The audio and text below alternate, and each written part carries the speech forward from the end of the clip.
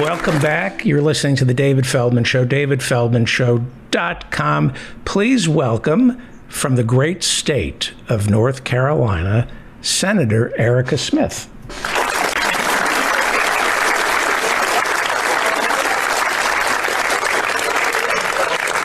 It's good to have you back on the show. You are running for U.S. Senate. U.S. Senate. You're currently serving in the state Senate. Thank you so much for taking time to be with us. You are endorsed by Howie Klein from the Blue America PAC.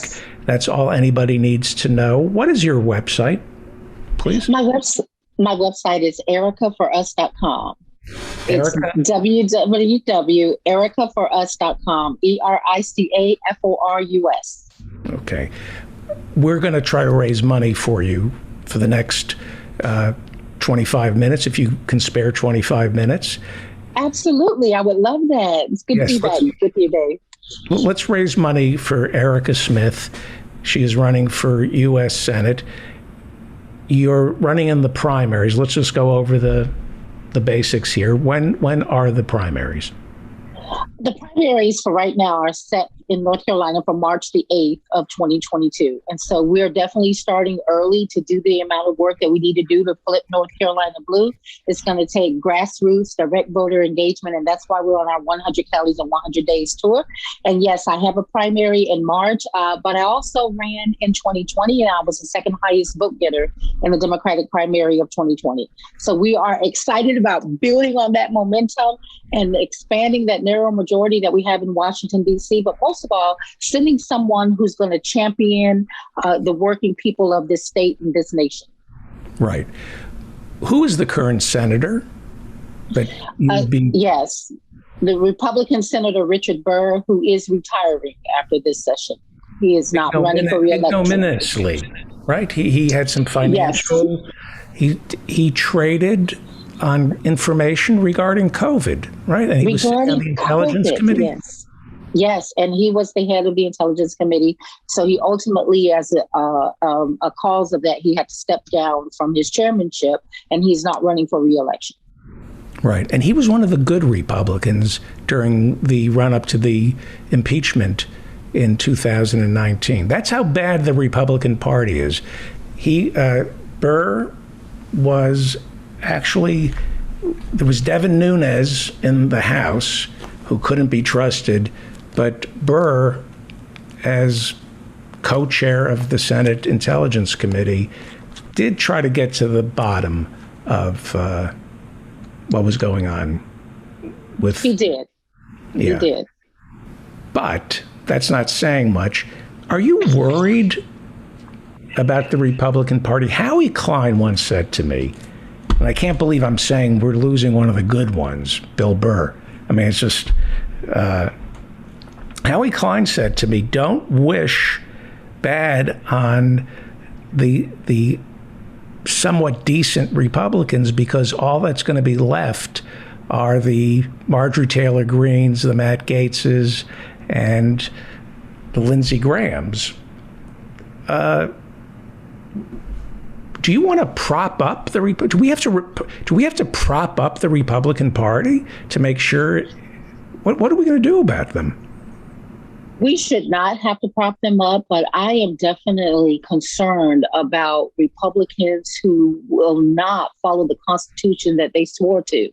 Many of those Republicans saw the loss of lives of Capitol Police who were defending them on January the 6th. And the fact of the matter is, those same Republican leaders that took an oath to uphold the Constitution did not do so when it came to looking into the insurrection and holding those responsible who need to be held responsible for trying to overthrow our government. Right. You could end up winning. Yeah, we certainly hope so. Yeah, Cal Cunningham, a deeply flawed Democrat, almost got elected to the Senate as a Democrat.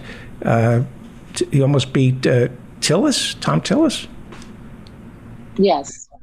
Cal lost to Tom Tillis. Cal had a problem with a zipper, right? Well, one would say that, but he definitely had a critical lapse in judgment, and that cost us that election in November. But North Carolina, we're primed. We are really a purple state by registration.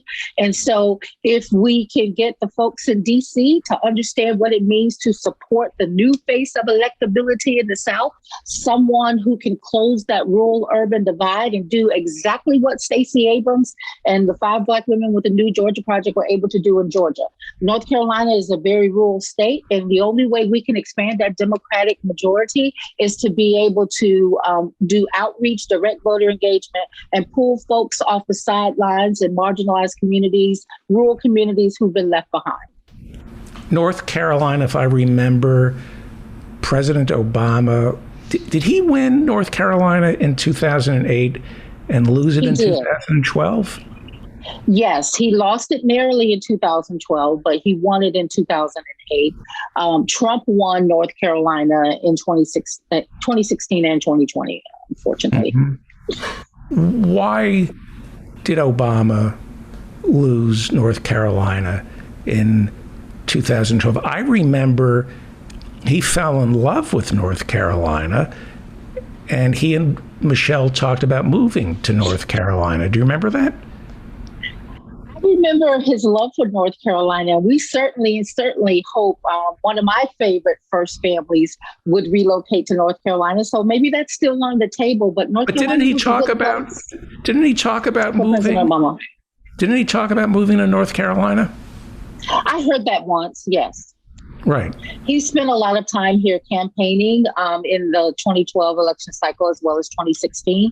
And so he's very fond of North Carolina, and North Carolinians are fond of President Obama. What kind of difference do you think it would make in Democratic politics if beloved figures like Barack Obama and Michelle relocated to North Carolina, kept their promise? They have the influence in their post-presidency to move North Carolina towards the blue, don't you think? I think they would, but any Democratic leader who understands the value in reaching out and expanding every small dot of blue.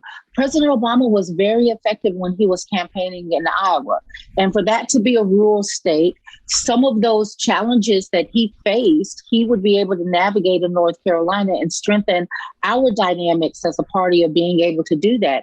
North Carolina has not done so well. You know, Dave, as a matter of fact, I'm the only Democrat who was elected in the 2016 and 2018 gerrymandered districts who represents a 100% rural district in North Carolina. I represented 8 counties in northeastern North Carolina in 2016, and I represented 6 counties in rural North Carolina in the 2018 partisan gerrymandered districts. And so what we need to do in order to promote growth of Democrats all over the state is to have people like President Obama and party leadership in the DNC invest in organizing, making that direct voter contact. I mean, we saw how that was done in Georgia and what a difference Georgia made. They saved democracy, not only in the election of President Biden and delivering on the electoral college votes that we needed, but in January with the historic U.S. Senate elections of U.S. Senator Raphael Warnock and Senator Ossoff. Ask you about, is it the Reverend Raphael Warnock? Reverend Raphael Warnock, yes. Yes, and he preaches from the same pulpit as Dr. Martin Luther King did. Is that correct? That is correct. Okay. And you have a master's in divinity. Yes, I have a master's in divinity and religious studies, and I have served as an ecumenical leader in the state for the last 20 years, ordained through the General Baptist. And that's what has empowered me to be able to message to a broad working class and diverse coalition. Right. So are you a reverend? Are you a minister? Yes, I am ordained through the General Baptist. And so I've been an assistant pastor of a church and now an associate minister for the last 21 years in the state of North Carolina. And why do the Republicans seem to have a stranglehold on Christ? And by stranglehold, I mean they're strangling him. They're destroying Christ. Why do they get to call themselves the party of Christ? We should no longer allow them to do that. We should not concede for me, it's the religious left. Because as we understand it, there have been a lot of problems with the evangelical movement embracing President Trump and all of his misconduct that flaunts the teaching of Christ. So for us, I have a concentration in Christian ethics. And for me, it's about building a better society, building stronger communities through liberation theology, and understanding the importance of fighting for all of us to be created. We're all created equal, so we should certainly be treated that way. And for me, that's equal pay for equal work. That's equal rights for LGBTQ+. It means that you are paying your workers, whether they're women or men or versus all types of demographics that we do, because a servant is worthy of their hire. That means that we are investing in people, investing in communities. We're fixing this rigged economy and this broken structure that is confining people to a lifetime of debt. And it certainly means, David, I hate to go on, but it certainly means that we are providing healthcare as a basic human right. And for me, that's why I'm fighting for Medicare for all. Thank you for that. That is my. So the why aren't the people on the religious left throwing the scriptures back in their faces? Is it unseemly? Well, Does it go? Is that because it's not considered? Well, there was a lot surrounding. I did some law school studies, and I'm a former engineer, and certainly my faith informs me and how to be a better public servant. But I do recognize separation of church and state and establishment clause jurisprudence, and I think for a lot of us on the left, we do want to respect that, and we want to respect freedom of religion and at the same time separation of church and state.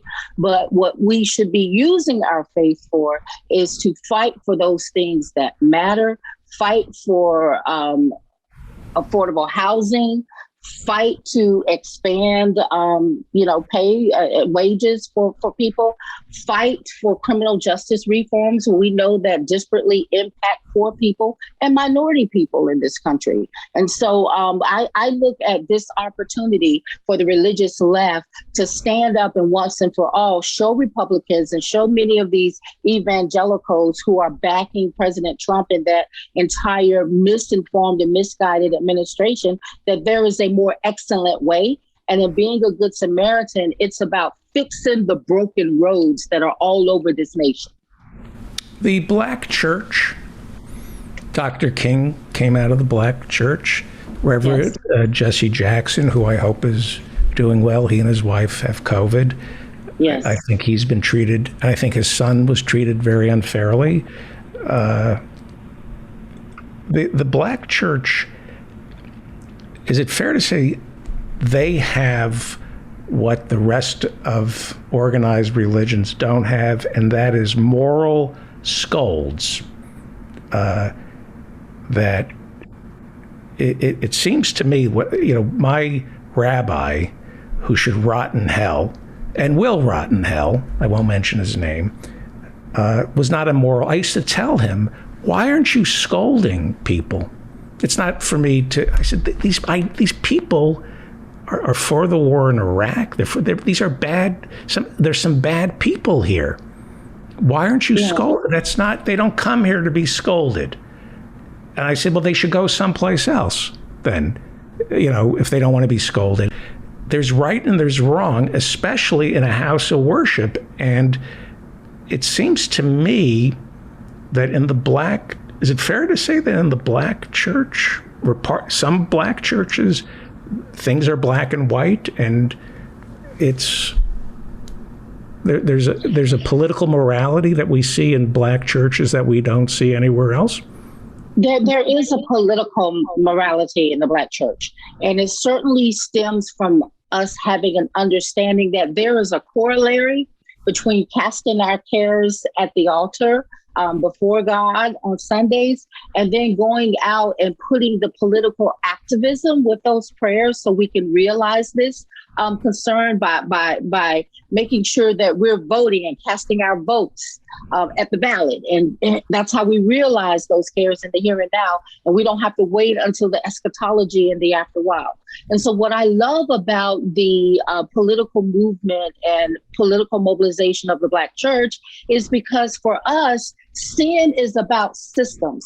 Sin is systems of inequity that are perpetuated in this country upon communities of color, upon Black and brown people, and poor white people, for that matter. So our campaign is very much in the direction of a moral movement under the leadership of Dr. Barbara Bishop William J. Barber, who's done phenomenal work around the Poor People's Campaign. I have followed his work for years and been a participant in the marches and in the movement and in the activism and in promoting policies that address those cares that we pray about on Sunday, but we go out the other 6 days of the week and we fight for those changes. And so I'm very inspired by the work of Reverend Jesse Jackson. He attended my alma mater, and in fact, he was a former student body president. His son was a former student body president, and I was a student body president at North Carolina A&T 3 years after Jesse Jr. was the student body president. So really excited about his leadership and how he's inspired generations coming behind him, myself included, and praying for his family as they fight through COVID. Yeah, I remember I saw him speak at the Democratic Convention in San Francisco in 1984, and I thought, this is an amazing.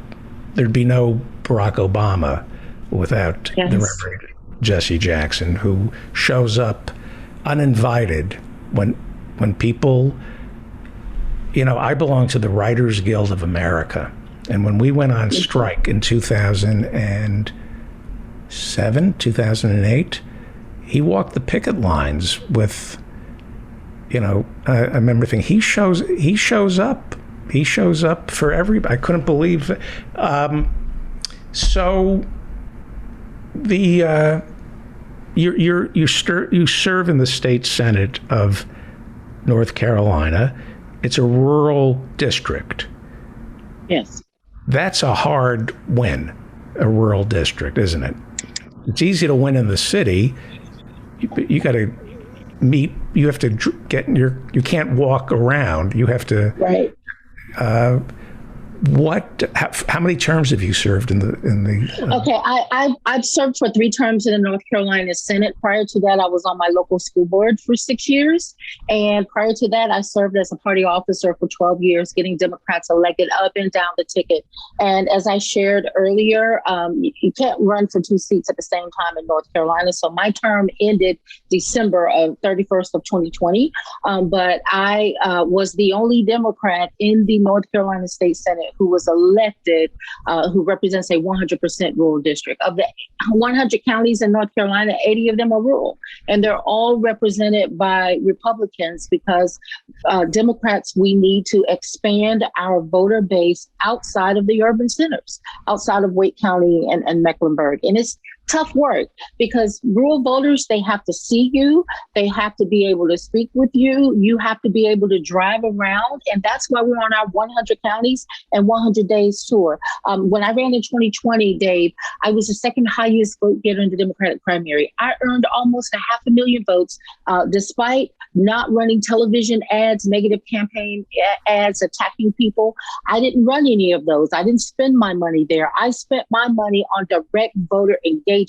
And as we see now, people are realizing in leadership and within the party that that is the way to win an election. You don't win it by running negative attack ads. All these millions of dollars that are wasted on that, it's just a fallacy. And so we are beholden to the people of North Carolina, and we are determined. We have sworn off corporate PAC money, fossil fuel money. We only accept money from grassroots donors. That's what this race is about for us. That's what our campaign is about. So we are traveling around and we are looking people in their eye and finding out what they want to see in the next U.S. senator, but also finding out the things that concern them. Senator, I've come around to a way of thinking. I've changed. And I used to say that character doesn't count. I used to say Jack Kennedy didn't have character. He cheated on his wife, blah, blah, blah, blah. Lyndon Johnson didn't have character. I used to say this, and a lot of Democrats said this when Bill Clinton was being impeached for Monica Lewinsky.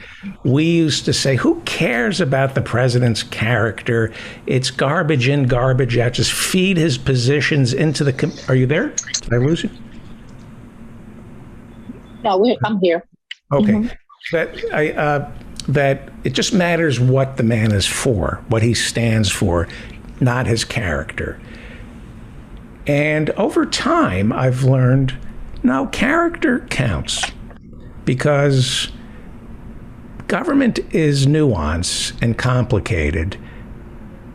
Too complicated for normal people to understand. It requires a person with character to level. I'm going to bring David Cobb in here. I want you to meet him if you don't mind, Senator Erica Smith. Don't mind at all. David Cobb, who ran for president in 2004 on the Green Party presidential ticket. He was Ralph Nader's Texas campaign chairman. He's an environmental activist, very active with the Green Party and Native Americans in Humboldt County, California. So I have a feeling David is going to fall in love with you, and he's not going to leave you alone, and that's a good thing. Let me just finish up this thought about character. Character counts, because in the end, it's about judgment, and so it's why the Democrats lose in the rural areas. Because, not to besmirch my party, it's made up of resume builders who really don't. I'm not talking about you, although you do have an amazing resume. Thank you. It's made up of resume builders like Bill and Hillary and Al Gore and the Obamas, who know what to say and how to say it, but they don't have the character.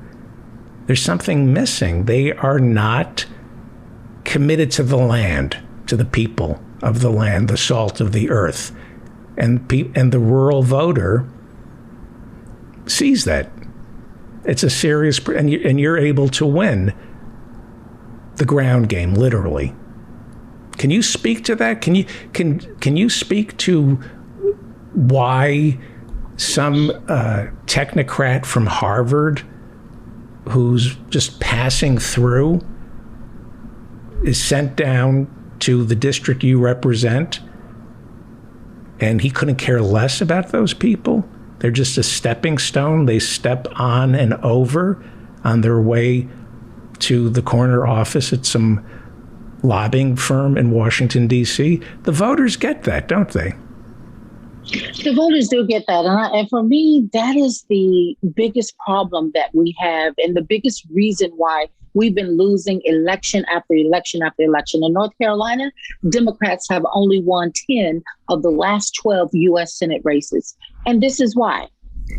There are too many people who have gone to D.C. and they have forgotten the people who worked hard to send them there.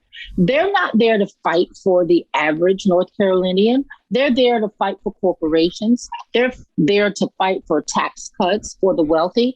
And the fact of the matter is, our government does not work for you unless you're wealthy or well-connected. And so for many rural voters, that is what has been disenfranchising. That is why so many rural communities have been left behind. For me, it's about understanding the importance of integrity, and having the character, because one thing my dad taught me, who was in the United States Air Force and he's transitioned now, but he, my sisters and I are 5 girls and 1 boy. We all hyphenated our names when we got married. And so, and the reason we did that in honor for him is because he taught us that a good name and a record of service are 2 things that no amount of money can buy. And we have seen time and time again how our party, and even in the state of North Carolina, they have gone with a cookie cutter notion of electability. They have pulled out what you call just a resume person, and no one who has the lived experiences that the majority of the voters have experienced in this state. And, I fight because policy is so personal for me, because I've had to navigate a rigged economy. I've had to navigate a broken healthcare system. I've had to navigate global warming and how we need to take bold climate action because of the environmental racism that my community that I lived in has experienced as early as the birthplace of the environmental justice movement in Warren County, where you had toxic PCB dumping. And so when you have these issues and you have these folks who really just want someone who's going to fight for them, when is the average everyday hardworking family going to get their bailout? We have a government that can bail out Wall Street, but can't bail out Main Street by canceling student loan debt. Because obviously getting a college degree, which is a way to change your socioeconomic status, but obviously getting a college degree in this country confines you to a lifetime of debt. Healthcare is a basic human right, but there are so many families who've gone bankrupt, myself included, because someone got sick or they can't have to ration insulin to put food on the table. So that's where the character and the integrity comes in. Understanding that you are sent to Washington, D.C., or whether it's the state capital of whatever state you're living in, you're sent there to do the best good for the most. And the only way that we can do that is to address this extreme income inequality that is causing people to really suffer all over the nation. Okay. We're going to wrap it up. I'm going to beg Morris to get you back on. Okay. It is an honor. It is an honor to spend time with you. And on behalf of my audience, thank you. And thank you, Dave. This is how they're going to thank you. They're going to go to ericaforus.com, ERICA for us.com, and you're going to donate money. You don't take corporate you don't take corporate. No money from fossil fuel executives, no corporate PAC money. And we just kicked off today a brand new initiative, Dave. For every dollar that's donated to this campaign, we are going to knock on a door in a county in North Carolina that Trump won in 2020. So if you donate $1, we'll knock one door, $5, 5 doors, $20, 20 doors. And we're going to invite one more person to become a part of the movement for real structural change. That's what this is about. We're closing these gaps. We're having these conversations so we can expand. No small dot of Democrats or a small dot of blue is too little for us to grow and for us to expand. And we're having these conversations on the ground. We're traveling all over. We will knock a door. So please go to our website and donate, or you can text JOIN, text JOIN to 51550. We're working hard, Dave, for an America that works for us, an America that invests in us, an America that sees us, and you can't even spell America without Erica. I'm Erica for us. That was fantastic. One of us for all of us. Thank you. Yeah. Give me the text one more time, because that's something I don't understand. You can text JOIN, the word JOIN, text JOIN to 51550. And that will let you know where we are. Text JOIN. Join to 515 and 50. Okay. I'm going to pitch for you. Thank you, Senator Smith. From the bottom of my heart. Thank you. Thank you. So great. Thank you. I'm going to lecture my audience for a second. Thank you. Thanks, Dave. Bye-bye. Wow.